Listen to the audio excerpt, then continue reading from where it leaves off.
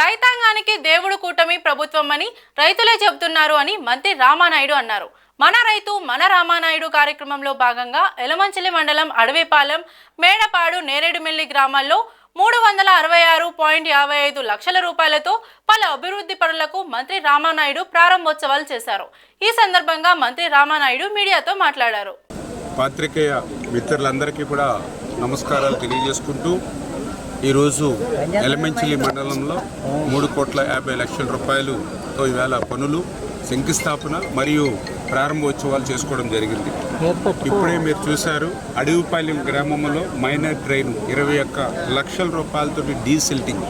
అక్కడ రైతు చెప్తూ ఉన్నాడు, దగ్గర 6-7 సంవత్సరాలుగా ఎవ్వరూ కూడా ఒక తట్ట మట్టి తీసినటువంటి పరిస్థితి లేదు. మళ్ళీ మీరు వచ్చిన తర్వాత ఈ మైనర్ డ్రైన్ తవ్వుతూ ఉన్నారు. ఈ 4-5 సంవత్సరాల్లో ఒక పంట మరి మేము వదిలేసుకునేటువంటి పరిస్థితి అని చెప్తున్నటువంటి పరిస్థితి.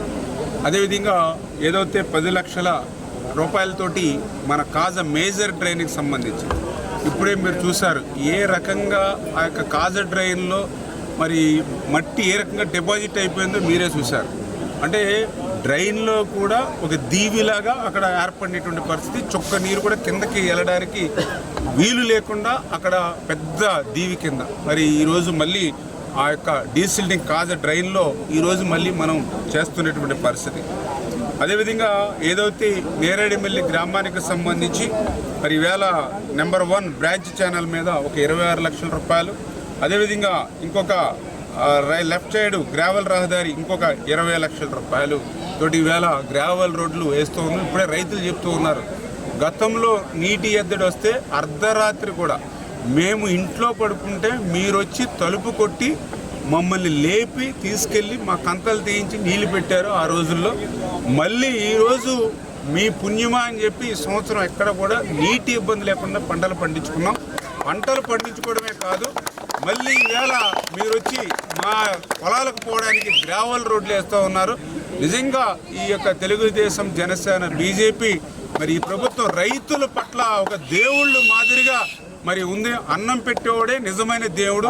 ఈవేళ మాకు అన్నం పెడుతున్నారు నరేంద్ర మోడీ, చంద్రబాబు నాయుడు గారు, పవన్ కళ్యాణ్ అని చెప్పి ఈరోజు రైతుల నుంచే మాటలు వస్తూ ఉంటే నిజంగా మాకు ఎంతో తృప్తిగా, సంతోషాన్ని కలుగుతుందని చెప్పి తెలియజేసుకుంటూ, అదేవిధంగా మేడపాడు నుంచి నేరేడుమిల్లి మీదుగా రావిపాడు గొప్పు వరకు కూడా మరి ఒక 2,89 లక్షల రూపాయలతో అంటే దగ్గర 3 కోట్ల రూపాయలతోటి ఈవేళ ఇప్పుడే చూసారు ఒక బీటీ రోడ్డు శంకుస్థాపన చేయడమే కాదు, ఆ రోడ్డుని కూడా ఈవేళ మనం ప్రారంభం చేసుకున్నాం. మరి ఈవేళ ఇక్కడ ఉన్నటువంటి నేరేడుమిల్లి గ్రామస్తులందరికీ తెలుసు, రావిపాడు గ్రామస్తులందరికీ తెలుసు. ఆ రోజు 2014లో మన ప్రభుత్వం అధికారంలోకి వచ్చినప్పుడే ఆ రోజు మనం నేరేడుమిల్లికి రోడ్డు వేసాం.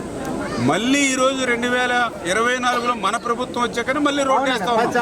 మధ్యలో 5 సంవత్సరాలు కనీసం ఒక తట్ట కంకరే ఆ రోడ్డు వేసినటువంటి పరిస్థితి. ఇప్పుడే చెప్తా ఉన్నారు, పెద్ద గోతులు పడిపోయినాయి.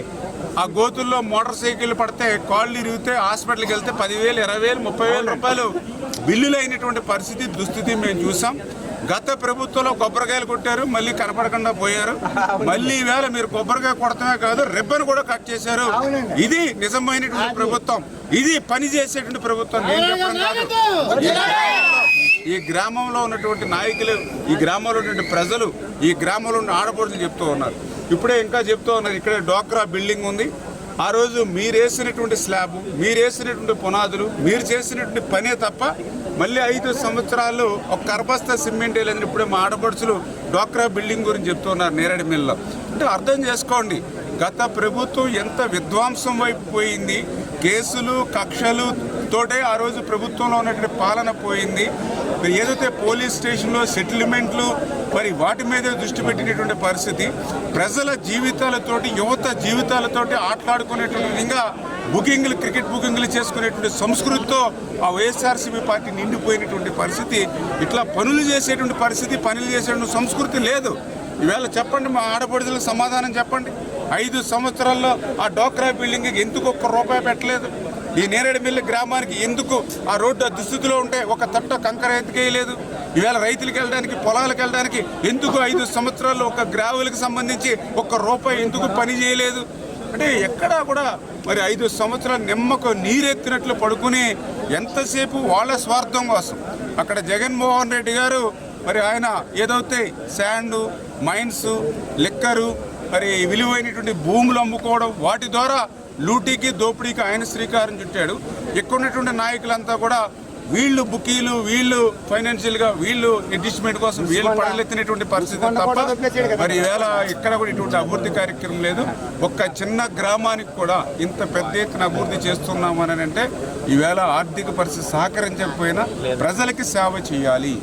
ఎవరైతే మాకు ఓట్లేసి గెలిపించారో వాళ్ళ రుణం కొంతమేరైనా తీర్చుకోవాలి అనేటువంటి ఉద్దేశంతో పగలు రాత్రి అనే తేడా లేకుండా మా శక్తి ఉన్నంత వరకు కూడా మరి వాళ్ళ కోసం కష్టపడి పనిచేస్తున్నామని చెప్పి మీ ద్వారా అందరు కూడా తెలియజేసుకుంటాం.